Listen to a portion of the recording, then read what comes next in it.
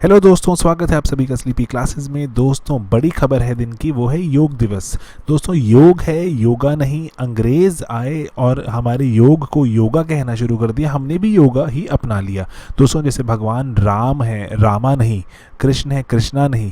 ऐसे ही बहुत से और भी शब्द हैं जिनको हमने थोड़ा अपने उच्चारण में, थोड़ा अपने प्रोनाउंसिएशन में चेंज कर दिया। तो इसीलिए योग दिवस कहेंगे, योगा थोड़ा अवॉइड करें तो बेटर। ठीक है दोस्तों, चलिए योग दिवस के बारे में बात शुरू करते हैं। सबसे पहले आपने ये तस्वीर देखी दोस्तों, ये 18,000 फीट पे खारदुंगला पर हमारे देश के सैनिक ये योग करते नजर आए, प्राणायाम, सूर्य नमस्कार।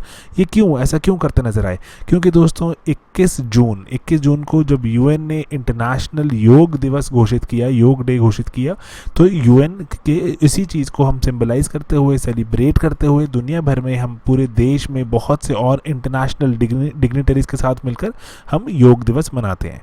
ठीक है दोस्तों, इस बार की थीम 2020 की जो थीम थी वो थी योग एट होम। तो योग एट होम क्यों? क्योंकि सोशल डिस्टेंसिंग चल रही है ना, सभी लोग आपस में नहीं मिलजुल सकते, तो योग दिवस घर पर ही मनाया जा रहा है। दोस्तों, कमेंट में मुझे बताइए और ऐसे बहुत से शब्द आप मुझे बताइए जो आपको लगता है कि एग्जिस्ट करते थे हमारी नॉर्मल लैंग्वेज में, लेकिन हमने जो इंग्लिश फॉलो करके थोड़ा उसको डिस्टॉर्ट कर दिया। फॉर एग्जाम्पल, जैसे मैंने पढ़ा था कभी, तो एक मद भागवत गीत है ना, हमने गीत को गीता बना दिया, क्योंकि ऐसे इंग्लिश में उसको GEETA लिखा जाता है, तो हमने उसको गीत से गीता बना दिया। तो ऐसे और कौन से शब्द आपको लगता है जो जानने ज़रूरी है हमारे लिए, जिनको थोड़ा जो नॉर्मलाइज करते हैं, ठीक है, जो हमारी लैंग्वेज का पार्ट है लेकिन थोड़ा डिस्टॉर्ट हो गए हैं क्योंकि इंग्लिश में लिखे गए थे। ओके, चलिए दोस्तों आगे वापस चलते हैं। तो यहाँ पर जो इंटरनेशनल डे ऑफ योग है 21 जून को, ये 2015 में पहली बार सेलिब्रेट किया गया, जब यूएन ने जब 2014 में एक रेजोल्यूशन पास किया इसको हर जो साल मनाने के लिए 21 जून को। तो दोस्तों, योग का मीनिंग क्या होता है? योग, जैसे अगर आपने हिंदी मीडियम में पढ़ाई की है तो आपको बहुत सिंपल सा ही शब्द लगता होगा ना। योग का मतलब होता है, ठीक है, योग का मतलब होता है एडिशन, चीज़ों को जोड़ना।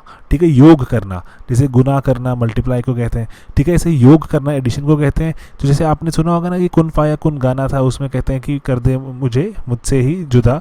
वहाँ पे वो अपने आप को जुदा करने की बात कर रहे हैं, यहाँ पर हम यूनाइट करने की बात कर रहे हैं, ज्वाइन करने की बात कर रहे हैं कि किसको? इंसान के शरीर को और उसके जो विचारों को, कॉन्शियसनेस को, जो कॉन्शियसनेस उसके दिमाग में एग्जिस्ट करती है अबाउट इट्स, जो इंसान की सराउंडिंग को लेके, उससे जोड़ने के प्रोसेस को योग कहा गया हमारे इंडियन माइथोलॉजिकल फिलोसॉफिकल जो पूरे जो प्रोसेस में। ओके दोस्तों, योग सूत्र भी लिखा गया था पतंजलि द्वारा, ये लिखा गया एक संस्कृत में लिखा गया, दो ऐसा कहा जाता है कि 500 BCE के आसपास ऐसे लिखा गया। जो प्रैक्टिस, कैसे प्रैक्टिस किया जाए, इसकी थियोरी क्या है जो योग करने की, तो पतंजलि जी द्वारा इसका गठन किया गया। इम्पॉर्टेंट है, हम ये चीज़ें बार बार पूछी भी जाती हैं एग्जाम्स वगैरह में, अगर आप देखें तो ओके। तो अष्टांग की रचना की गई, वहाँ पर अष्टांग क्या थे? 8 कंपोनेंट्स थे जो योग के। जैसे पहली चीज़ है जैसे यम, देन नियम और आसन। ठीक है, और उसके बाद देखें तो यम, नियम और प्राणायाम। ठीक है, ये 3 चीज़ें हैं जो ज़रूरी हैं।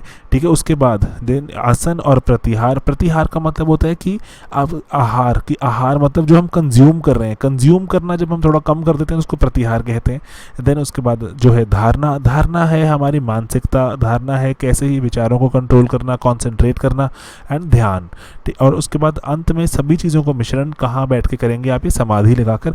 और ये सब चीज़ें 8 जो हैं, जो मिनिस्ट्री ऑफ आयुष पे जाते हैं, आयुष में और भी बहुत चीज़ें लिखी गई हैं योग करने के लिए, जो इंपॉर्टेंट पोस्चर्स बताए गए हैं। तो लेकिन ये 8 जो इंपॉर्टेंट जो अंग या फिर लिम्ब्स बताए गए थे जो पतंजलि जी द्वारा, तो ये मैंने आपके सामने प्रेजेंट किए। ओके दोस्तों, यहाँ पे एक सवाल आता है कि 21 जून को ही क्यों मनाया गया इंटरनेशनल योग दिवस? तो पहली बात तो ये कि ये समर सॉल्स्टिस के साथ ही कोइंसाइड करता है। समर सॉल्स्टिस दोस्तों वो दिन है पूरे साल का जब सबसे लंबा दिन विटनेस करता है नॉर्दर्न हेमिस्फेयर। ठीक है, सॉल्स्टिस जब आपको जो ट्रॉपिक ऑफ कैंसर पर डायरेक्टली जब सन लाई करता है, जब सन की रेज फॉल करती हैं 23.5 डिग्रीज पर हमारी अर्थ जो थोड़ी टिल्टेड है, उसके कारण जब सन जो हमारे जो एक तो ट्रॉपिक ऑफ कैंसर पर एक बार डायरेक्टली आता है और एक बार ट्रॉपिक ऑफ कैप्रिकॉर्न पे। ट्रॉपिक ऑफ कैप्रिकॉर्न पे जब ये आता है तो नॉर्दर्न हेमिस्फेयर में शॉर्टेस्ट डे आता है एंड सदर्न हेमिस्फेयर में लॉन्गेस्ट डे आता है। तो लेकिन अगर देखें हम 21 जून की बात करें तो 21 जून को समर सॉल्स्टिस रहता है, सबसे लंबा दिन रहता है हमारे जो नॉर्दर्न हेमिस्फेयर में। और इस कारण से बहुत ज़्यादा जो सन या हम बोलें कि हमारे जो बहुत ज़्यादा एनर्जी रिसीव करता है हमारा नदर्न हेमिस्फेयर। ठीक है दोस्तों, उसके बाद अगर देखें इसके इंपॉर्टेंट एस्पेक्ट्स क्या हैं समर सॉल्स्टिस के, बात क्विकली देख लेते हैं कि ये longest stretch of day light है। और ऐसे देखें अगर आप नदर्न पोल जो है हमारा, अगर आप प्रीवियस इसमें देखेंगे तो जो ये नॉर्थ पोल है ये कंटिन्यूसली सन से हीट रिसीव करता है।